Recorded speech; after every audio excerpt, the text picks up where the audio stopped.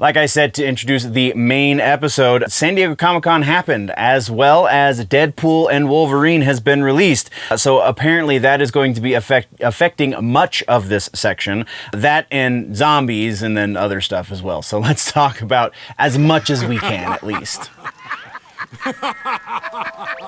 Hello, nerds, and welcome to this week's episode of The News as it pertains to comic books and books. No discussion of current storylines, story arcs, or any of those kind of details is going to happen here per se. I am, after all, a one-man organization and can't read every book that comes out and report on it and any of the news therein. But we can talk about new announcements and major changes as they pertain to any of the publishers that we follow, or just generally nerdy literary information in that sense. So let's get into all of that, shall we? And also, if you dig what's going on here, there is a much more up-to-date and possibly relevant, because it takes a second to get these sections posted up, so probably much more up-to-date version of the news in long form I like to call The Week in Nerddom over on the main channel, which you can find linked in the description as well as at the end of this video. That show covers many more points of interest in the nerd community, in the pop culture community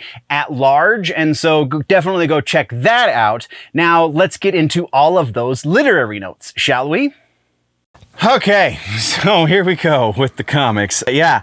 We do have a follow-up. The death of Deadpool is now being followed up with another new Deadpool book, but it's not going to be Wade Wilson behind the mask, because Wade Wilson is going to be the one who has died. They are instead going with Wade's daughter, whose name is in here, Ellie Camacho. Ellie Camacho will pick up in Deadpool number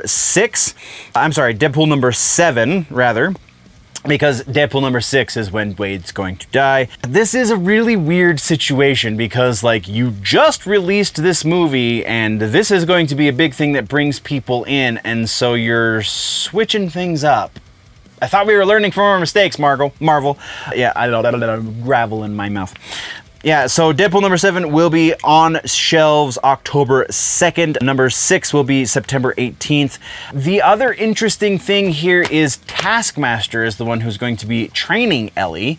So I just very interested to see where this storyline goes and how, because they will, but how are they going to bring Wade back, because nobody ever really dies in comic books. How many times has Wolverine died in comic books? Shit, how many times has Deadpool already died in comic books? At least twice that I can remember offhand, and yeah.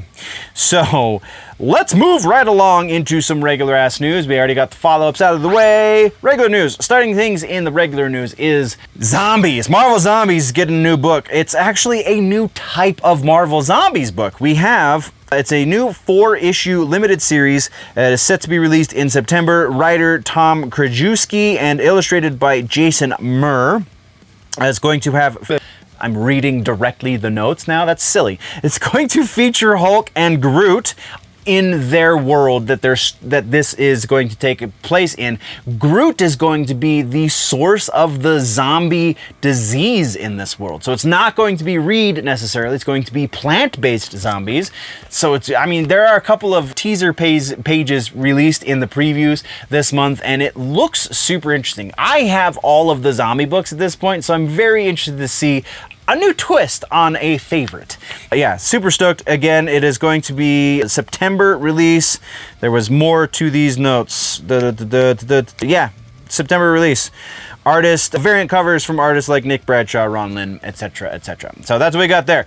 Comic books is going to be huge. We're at the San Diego Comic-Con. There's a lot of comic book news. So by the end of the regular news section, we're going to just kind of do also rans, just because we gotta keep things going, man. We gotta keep these watch times up and keep people interested. So just kind of hitting some highlights. That being said, our next one is X-23. Marvel has announced that there is going to be another solo book for X-23. It's going to be titled Laura Kinney, Wolverine. Set to launch December of this year. It is going to be written by Erica Schultz and illustrated by Giada Belviso. It's going to be Laura exploring her identity crisis, kind of the bread and butter of when she held the mantle of the Wolverine when Logan was dead. Like, this is kind of a continuation of that. And that was honestly a really decent story. I'm not going to say it was really good, but it was good. So yes, I'm super stoked for this one. The release dates, we already talked about it, December 24th. All right, so, or December of 2024. Like I said, a lot of stuff is going to be coming out of the Deadpool and Wolverine movie because, spoiler alert, I guess, we got X-23 in that movie, though I'm pretty sure at this point she's in at least one of the trailers. All right, so from there we have Star Trek. Star Trek has renewed the license at IDW. Flip that, reverse it. IDW has renewed the license to produce Star Trek comic books. That's actually going to be two different stories. With author Ryan North, the series debut in November, will re-debut in November of this year. The adventures, oh, that's the next piece. I'm reading the next piece. Sorry. It will celebrate its 500th issue in September of this year. That's what we're going for. Star Trek Comics has been on IDW since 2007. The story that is going to take place in the 500th issue is going to be co-written by Patton Oswalt.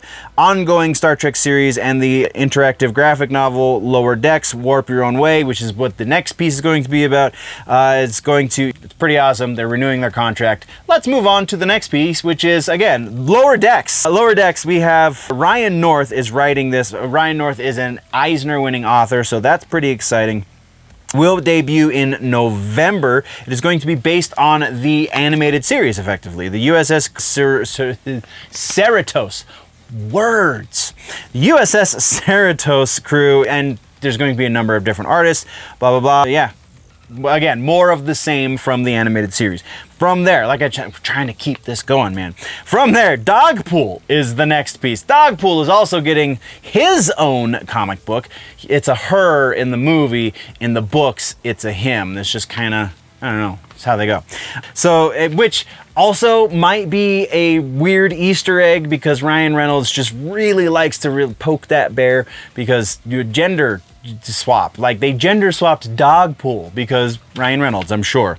Anyway, Dogpool is getting a book. It is going to be written, it's coming out January of 25. Writer is Robbie Thompson. Artist is Nuno Plati. The series is going to explore Dogpool's adventures in the Marvel Universe, including interactions with the Deadpool as well as Wolverine. So I'm honestly very interested to see that. I'm not familiar with Robbie Thompson's writing, so hopefully he does the Deadpool core justice.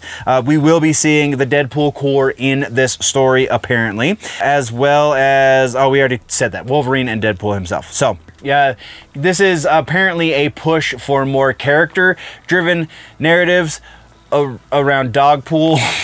So sure, okay. But continuing with things that are coming out of the Deadpool movie, the TVA is getting their own damn comic book at this point. Marvel has announced there's going to be a TVA book titled Marvel Studios' TVA, which ties into the Loki series, so it is going to be canon inside the MCU.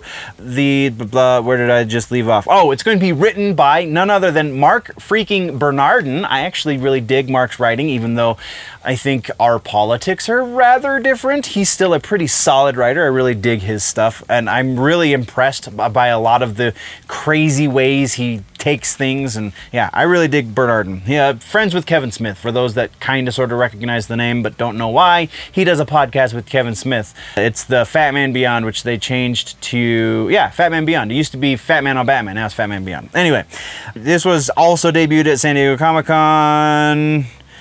Where is it? The series is set to debut December of this year.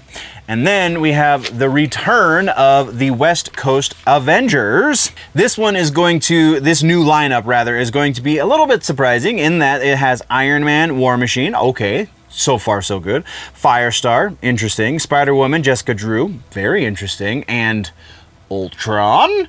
Ultron is going to be on the good guys' side for once. That's a really interesting twist. It's going to be the like motivating factor for this book to exist, is Ultron's kind of babyface turn. He's gone from a heel, he's making the babyface turn. Very interested to see if it sticks or if it's just one big ploy to take over the universe once again. I mean, I'm sure that's how they're going to play it, but maybe not. There's a chance they're not going to go the obvious direction, but we will see once it comes out. It is going to be written by Gerry Duggan. It is going to feature art by Danny Kim. And Duggan is just finished up an Iron Man run, so it kind of makes sense that he would switch over to this. Speaking of Marvel comic book teams, we have a new Justice Society book. This one made it into the cut because it's written by none other than Jeff freaking Lemire. Yes, please, and thank you. Love Jeff Lemire. Justice Society of America series focusing on both the JSA and Infinity Incorporated, with art from Diego. I'm not going to pronounce his last name properly, and I apologize right now. Diego Olortegui. Again, apologize. It is the classic version of the team. It's going to have Hawkman, Hawkgirl, Flash, Green Lantern, Wildcat, Dr. Fate, and Infinity Inc. members such as Sand, Hourman, Jade, Obsidian, Dr. Midnight, Jakeem Thunder, and Wildcat. Yes, I had to read all of those. I'm sorry.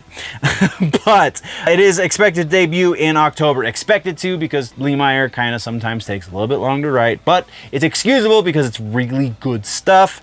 Yeah, so expected to be in October. It's going to be part of DC's All-In initiative. Again, another company-wide initiative to get people to start buying the books again. Yeah, Jeff Lemire is a good thing to push people in that direction, just because, again, really, really good stuff. Lemire, for those that don't know, he created Sweet Tooth. Like, if you like that show, read the freaking book. If you like the book, that's exactly why you like the book, because Lemire is amazing. But the Diego, I'm not going to try and say his last name again, apparently known for his work on Jay Garrick the Flash, and I'm not familiar with that book really at all. So, sad to say, I'm not familiar with Diego's stuff, but I'm just going to stop praising Lemire for a second. But that's all right. So that's the big stuff that came out of San Diego Comic-Con. We're going to talk about one more news piece that isn't directly related to San Diego Comic-Con, and then we're going to talk about the kind of also ran stuff. Also things that are going to be worth checking out that were announced at Comic-Con. So, the next piece is QR codes. We have a very interesting situation in the Marvel comic books publishing side of things, in that they are putting the last few pages behind a wall, in that it is a QR code that you have to scan with your phone in order to see it's kind of like, so if you're new to comic books, this has actually been a thing that they used to do years ago, which is why they adapted it into the movies. It's the stinger at the end. It's kind of like an ad for the next arc or the next book in the arc, or etc., etc. So they started doing that in the movies, and now it's played back into the books, where they're going to do it. They've been doing it. They're just changing the way they do it. It's a way, they're saying, to circumvent spoilers. So if you didn't pay for the book, you have to, it's a whole situation. But the last couple pages, the tease for the next story or book, is going to be behind a QR code. So, where did it go? There's a thing from the editor. Oh, there's going to be a lot of behind the scenes stuff too. That's the other thing. It's a lot of stuff that they just can't afford to publish in print, in physical print media. So, I mean, it kind of makes sense. I didn't see if they were doing this in the digital stuff, because that wouldn't really make sense, because you already have the digital, so why do you need to go double digital? That is silly. But so I would imagine they're not doing it in the digital, it's just in the physical books, because again, it costs a lot of money to physically create something out of a computer, whereas the digital side of things is far more cheap. So I don't know why. I haven't honestly seen any legitimate arguments for why they shouldn't do something like this, because really we're getting more content from our comic book reading at this point with them doing it this way. So I don't know, maybe somebody in the comment section explain to me why this is a bad thing, because apparently the community is up in arms about the fact that the bonus stuff is behind a QR code. As far as I understand it, if you bought the book, you don't have to pay for anything behind the QR code. You just have to scan the QR code. So yeah, that's kind of where we're at with that one. But again, let's talk about the also-rans at San Diego Comic, or also announced at San Diego Comic-Con. Psylocke is getting a new solo series. It's the first time in like 13 years that Psylocke has had her own book. There's going to be a prequel book for the Alien Romulus movie. The movie is coming out later this month, actually next week, I believe. Storm is also getting a solo series, which is going to be the first time in about 6 or 8 years, I believe, since she had a solo book. A new Sentinels book, they're continuing with that line because apparently it's doing well. I haven't read it yet, so I don't know if anyone out there has read it. Please let me know if it is any good. We have the new era of Star Wars books is starting this fall. They're finishing the High Republic and then they're starting the new era. What exactly that means, I will get into for the next episode of The Week in Nerd. And then there's a lot of vagary around this one, which is why we're not doing a full proper piece on it, but vagary around DC's new Batman book. The Absolute Batman series, Absolute DC is the next big event that is going on DC-wide, and the Batman story that is going to be happening in that event is apparently going to quote-unquote shake the foundation of the hero. How many times have we heard them say things like this? Boy Who Cried Wolf at this point. Show me something that is going to legitimately change who this person is, and I'll show you a legion of angry fans, actually. But also, if you do it in a meaningful way that adds to the character, I think that's the only way to assuage the angry fans. It's the only way to keep them happy is if you're actually doing something productive and good for this character. So as we get closer, I'm sure we'll see a little bit more around it, but right now it's a bunch of vagaries, so there's nothing really to get into the weeds on. But that is the other things that happened at San Diego Comic-Con as far as comic books are concerned, which leaves us only to the suggestions for comic books this week. Suggestions. We're going with a Deadpool suggestion, actually one of my more liked favorite. Let's just say favorite Deadpool comics. The Good, the Bad, and the Ugly. This one collects, it is the trade collects volume 3, issues number 15 through 19. This is when Brian Posehn was one of the writers on the book. Gerry, Duggan, and Scott Koblish were the creative team. The Posehn stuff is legitimately good. I really like the Posehn stuff. He's not the best Deadpool writer, but I would say he's probably like second or third. Easy. Joe Kelly, obviously the best. So yeah, the Brian Posehn stuff is fantastic. This one gives you, not only is it well written because Posehn definitely understands the character of Deadpool, but Posehn is a giant nerd, and I mean that literally and figuratively. He is the dude who just understands this world really well, and also can do very good comedy because he is a comic, right? Much better than Patton Oswalt, just saying. Anyway, this gives you a bit more depth behind the character of Deadpool, which has a little bit of gravity there, which is kind of good. And also shows you why the likes of Captain America and Wolverine would be caught dead working with Deadpool, because they do in this book. So yeah, The Good, the Bad, the Ugly, that is your suggestion for books this week. That brings us to the end of the video, nerds. Thank you very much for joining me for the news. Once again, there is a full and probably much more up-to-date and recent episode of the news, the full-length version, if you will, called The Week in Nerddom over on the main channel, linked down in the description, and probably link popping up somewhere around my face right about now. So click on that, go check that out as well, or if you prefer your news in more truncated pieces, then by all means just stick around here and go check out some of the other stuff we offer on this channel. Thank you very much for joining me. We will see you in the next one. Before we go, always remember, nerds, that if it is generally nerdy, it's probably here.